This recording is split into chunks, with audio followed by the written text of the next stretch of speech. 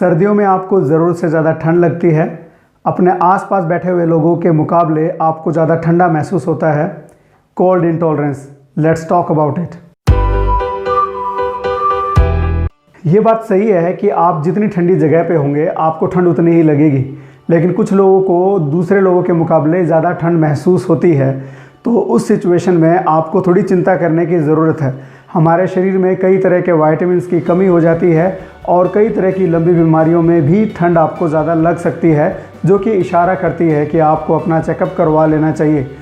Cold intolerance को समझने से पहले हमको समझना पड़ेगा कि हमारे शरीर में हमारे बॉडी के तापमान को ठीक रखने में क्या मैकेनिज़्म होता है। तो इसमें सबसे पहले नंबर आता है हाइपोथैलेमस का।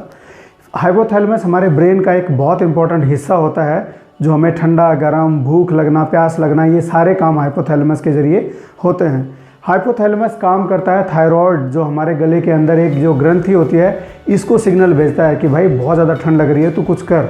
और थायराइड अपना काम करता है।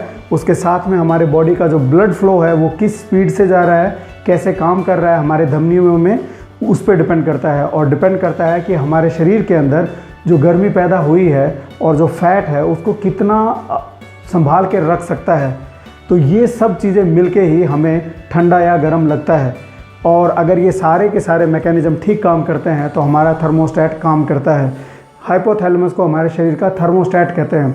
जितनी ज़्यादा ठंड लगेगी ये सारी चीज़ों को मैसेज देगा कि ठंड ज़्यादा है, आपको एनर्जी प्रोड्यूस करने की ज़रूरत है, गर्मी प्रोड्यूस करने की ज़रूरत है। ये दोनों मिलके गर्मी बनाएंगे और इसका काम है फैट, उस गर्मी को संभाल के रखना। जब बहुत ज़्यादा ठंड लगती है तो हम अलग अलग तरह के काम करते हैं। कमेंट्स में हमें लिख के बताइएगा कि आप क्या क्या चीज़ें करते हैं ताकि आपको बहुत ज़्यादा ठंड लगनी कम हो जाए। आपको सुन के हैरानी होगी कि हमारे शरीर में कुछ विटामिन्स और मिनरल्स की कमी की वजह से भी हमको ज़रूरत से ज़्यादा ठंड लग सकती है। इसको समझिए।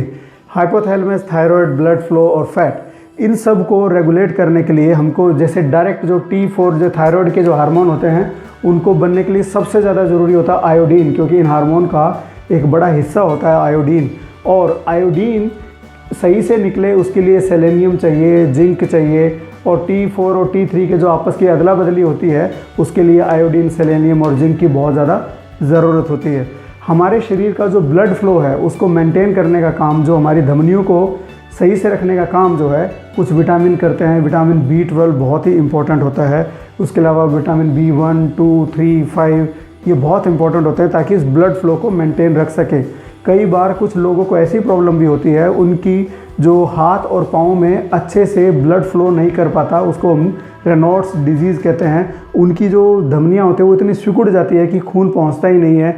और आपको भी पता है सर के बाद में अपने हाथ और पैरों से ही सबसे ज़्यादा ठंड लगती है, जो आपको कोल्ड इंटॉलरेंस जैसा महसूस करवा सकती है।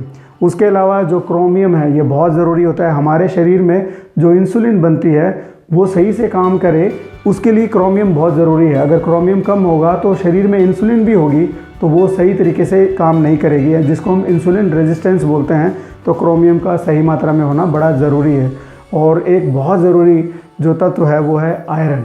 और इन सभी की कमी, जैसे कि आपने देखा होगा कि एनीमिया, खून की कमी होना, फिर फैट कम होना, जैसे बहुत सारे लोग इतना फ्रीक हो जाते हैं कि मुझे बिल्कुल ज़ीरो साइज़ करना है, बहुत पूरी बॉडी से फैट जो है बिल्कुल कम करने की कोशिश करते हैं, ज़ीरो फैट। तो उन लोगों में भी कोल्ड इंटॉलरेंस बहुत ज़्यादा होती है। थायराइड की कमी, हाइपोथायराइड के जो मरीज़ होते हैं उनको भी कोल्ड इंटॉलरेंस होता है। खून का दौरा कम होना, यानी कि आपकी नर्व जो विटामिन B12 है वो आपके अंदर कम है, तो ये प्रॉब्लम आती है। इसलिए अगर आपको पिछले सालों के मुकाबले बहुत ज़्यादा ठंड लग रही है, या आपको कोई लंबी बीमारी है, या आपको कोई थायराइड की प्रॉब्लम है, तो आपको अपने डॉक्टर को ज़रूर दिखाना चाहिए। हो सकता है कि इन सब चीज़ों की वजह से आपको कोल्ड इंटॉलरेंस हो रही हो। और जो लोग लंबी टाइम से लंबी बीमारी जैसे डायबिटीज़, हाइपरटेंशन, इनको भी अगर लगता है कि पिछले साल के मुकाबले इस साल आपको ज़्यादा ठंड लग रही है, तो आपको अपने डॉक्टर को ज़रूर से ज़रूर दिखाना चाहिए। उम्मीद करते हैं कि वीडियो आपको पसंद आया होगा। कैसा लगा आपको कमेंट सेक्शन में लिख के हमको ज़रूर बताइएगा।